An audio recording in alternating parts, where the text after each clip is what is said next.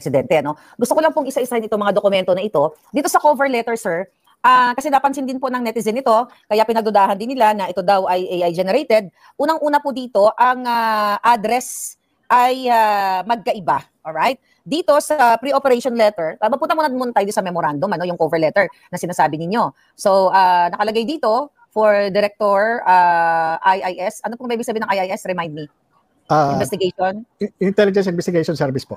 Okay, intelligence. Okay, that's good. So, subject, reported nefarious activities of Maricel Soriano and Maria and Bongbong Marcos, alias Bonget, March 10, 2012. So, natatandaan niyo po itong memorandum na ito? Opo.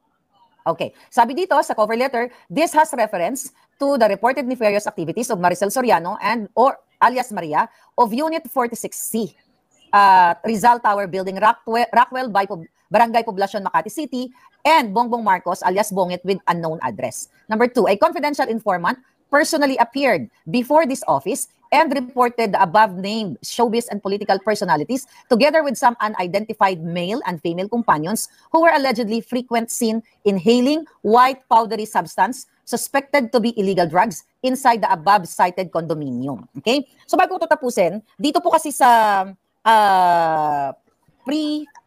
pre-operation report, ang nakalagay po kasi na address dito ay 4C. So, dito sa cover is 46C. Ano po ba talaga ang tamang address?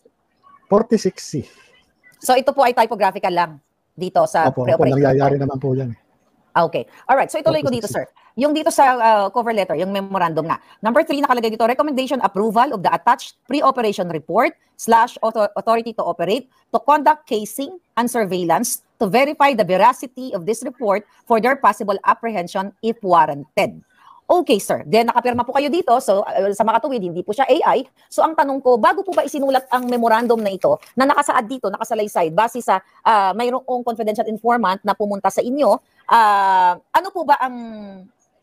dalhin niyo po kami doon sa panahon na yon na bago ito tinipe, itong memorandum na ito.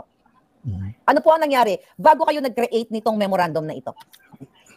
Ganito po yun, ano? Ang usual na ginagawa namin diyan, ini-interview namin yung kung sino yung agent on case doon sa sa confidential informant.